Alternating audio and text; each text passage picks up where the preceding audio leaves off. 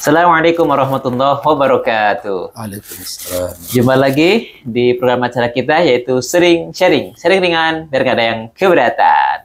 Alhamdulillah di hari yang spesial ini, di bulan yang spesial, kita kedatangan tamu yang spesial juga, yaitu Al-Ustadz Dr. Kiai Haji Safwan Johari LC MAG. Kalau nggak salah, mudah-mudahan nggak salah Ustadz ya. Beliau ini adalah anggota DSN MUI dan juga Dewan Pengawas Syariah di berbagai macam perusahaan yang bonafit lah di dalam dan luar negeri. Dan alhamdulillah di tengah kesibukan beliau saat ini berkenan hadir untuk membersamai kita. Tentunya hari ini juga spesial karena acara ini disponsori oleh HDI. Klaver Honey. Dengan Klaver Honey. Masya Allah. Sehat Ustaz ya? Alhamdulillah. Masya Allah. Hari ini bahasan kita tentang ekonomi syariah. Di mana bangsa kita atau orang-orang atau masyarakat kita ini sering menganggap bahwa ekonomi syariah itu hanya kaitannya dengan perbankan syariah. Nah, ini nih kadang-kadang kan perlu diluruskan Ustaz. Jadi kan sebenarnya apa sih syariah itu atau ekonomi syariah dan potensinya gitu. Fadl. Jadi ekonomi syariah memang berbeda dengan lembaga keuangan syariah. Kalau lembaga keuangan syariah itu bagian daripada ekonomi syariah. Nah, kalau saya pakai ini ya DSN ya. Di DSN itu dibagi ada perbankan syariah, kemudian ada bagian IKNB, industri keuangan non-bank, kemudian ada bisnis syariah. Nah, kalau berbicara perbankan syariah, yaitu ngurusin bank-bank lah, orang udah tahu semua. Nah, selain itu ada namanya IKNB, Industri Keuangan Non-Bank Syariah. Nah, ini ngurusin misalnya pegadaian, asuransi, kemudian crowdfunding. Nah, ini yang belum banyak orang tahu ya. Kemudian setelah itu ada lagi namanya pasar modal syariah. Nah, ini bicara saham, reksadana, sukuk. Kemudian ada bisnis syariah. Nah, bisnis syariah ini diantaranya ini. Madu ini dijual oleh HDI. HDI itu adalah PLBS, penjualan langsung berjenjang syariah. Nah, termasuk lifestyle ya. Kemudian halal industri itu bagian daripada ekonomi syariah.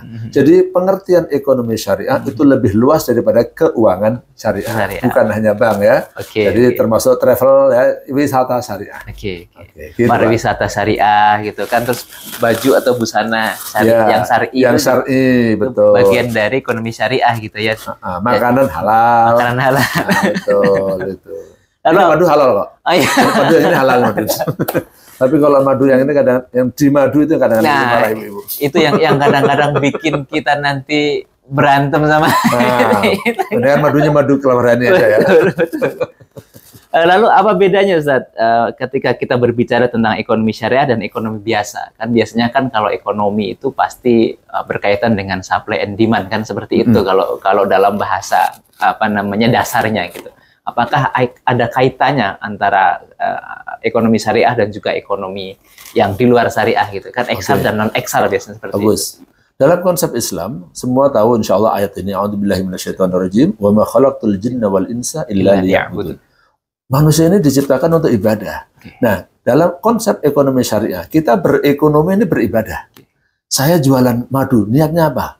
Selain hanya mencari untung ya, tapi bukan semata-mata cari untung. Niatnya adalah nolong orang lain, yang sakit biar sembuh, yang letoy-leto biar sehat, yang tidak bahagia suami istri biar bahagia.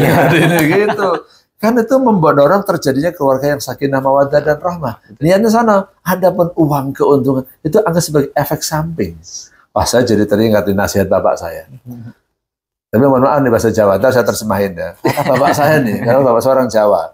Nek niatmu dunyo, akhiratnya merucut. Nek niatmu akhirat dunyo nekatut. Kalau kamu niatnya dunia, nggak dapat akhirat. Tapi kalau niatnya akhirat, dunianya otomatis.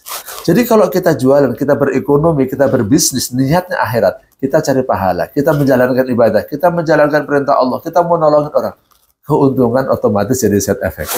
Tapi kalau orientasinya untung, cuan,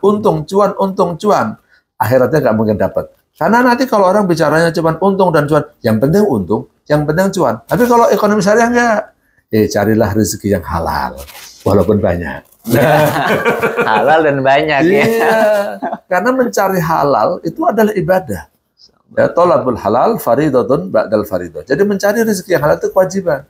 Lah kalau saya tidak bisa mencari rezeki yang halal, terus istri anak saya kasih apa? Nah, nanti akhirnya saya mengharapkan pemberian orang lain. Jadi pengemis kan saya jadi orang yang terhina, mengharapkan pemberian orang lain, apalagi bertumpu pada orang lain. Harusnya kita hanya bertumpu pada Allah Subhanahu wa taala. Nah, gitu. Masya Allah, sangat luar biasa. Lalu bagaimana Ustaz, kira-kira potensi ataupun proyeksi misalkan XR ini benar-benar kita genjot di negara kita ya?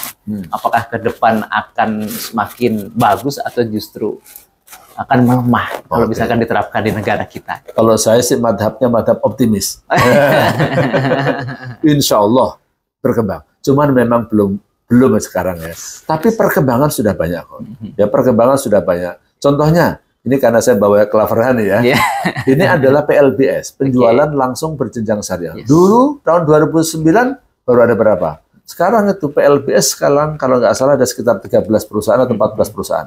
Artinya sudah ada perusahaan-perusahaan MLM tapi yang sesuai dengan syariah. Dulu kalau namanya MLM banyak yang tipu-tipu. Nah, ini sudah ada perusahaan MLM syariah. Satu di antaranya ini HDI yang mensponsori acara kali ini, dan tadi alhamdulillah jamaah masjid yang sholat zuhur semuanya semua dapat. Iya. Ada lebih dari 200 lah. Ya, karena ini programnya program Ramadan, berbagi yang manis-manis. Iya. Pak Ustaz senang yang manis apa yang setia? Dua-duanya. Kalau bisa yang manis dan setia. Oh gitu ya. Sama dengan Masya Allah, sangat luar biasa. Mungkin sebelum kita tutup, ada pesan untuk para pemirsa kita agar semangat untuk menghidupkan atau justru kita sebagai marketing lah, ekonomi syariah gitu kan.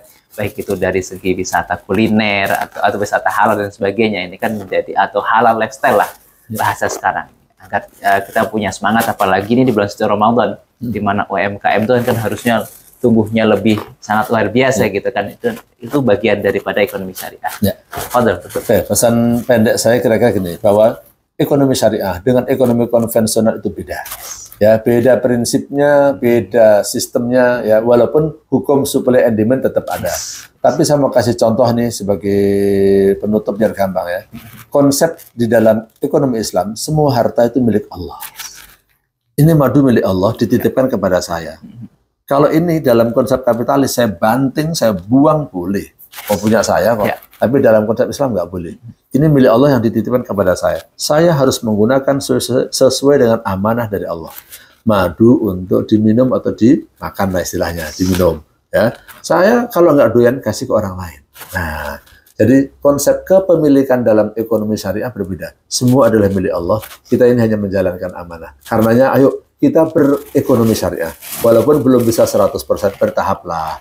Ya, namanya orang berbuat baik di zaman sekarang ini ya. Mungkin kalau nggak bisa langsung kun fayakun, nggak bisa ditadarruj, step by step. Nabi pun berdakwah juga butuh waktu lama. Padahal kalau Rasulullah misalnya Allah kehendaki dakwah 3 hari semua masuk Islam orang Arab bisa. Tapi itu kan nggak sunatullah. Nggak logis juga. Jadi akhirnya perlu proses. Ekonomi syariah di Indonesia perlu proses. Siapa yang memajukan? Ya kita semua. Mulai dari kita, insya Allah. Kalau bukan kita, siapa lagi? Siapa lagi? Kalau bukan sekarang, kapan lagi? Ya, betul. Ini tagline yang sangat luar biasa. Jadi mulai dari sekarang. Siap. Masya Allah, jazakallah khair Ustaz atas waktunya dan juga pencerahannya kepada kita semua. Dan kita berharap tentunya mudah-mudahan Ramadan kali ini kita menjadi Ramadan yang terbaik, apalagi sudah diisi dengan tadi pengertian ekonomi syariah, terus bagaimana kita berkecimpung di dalamnya, dan pada prinsipnya apapun yang Allah berikan kepada kita, mari maksimalkan dalam rangka ketaatan kepada Allah Subhanahu wa taala. Dan jangan sekalipun kita menggunakan nikmat dari Allah Subhanahu wa taala untuk bermaksiat. Karena itu menjadi orang yang paling rugi dunia sampai dengan akhirat. Insyaallah. Dan lagi mudah-mudahan menjadi rangkaian puasa yang senantiasa diterima, dan mudah-mudahan puasa kali ini menjadi puasa terbaik. Amin. Terima kasih banyak atas waktunya. Mudah-mudahan kita terus bisa pantengin terus program acara kita. Sering ringan, sering ada yang keberatan. Assalamualaikum warahmatullahi wabarakatuh. Waalaikumsalam warahmatullahi wabarakatuh.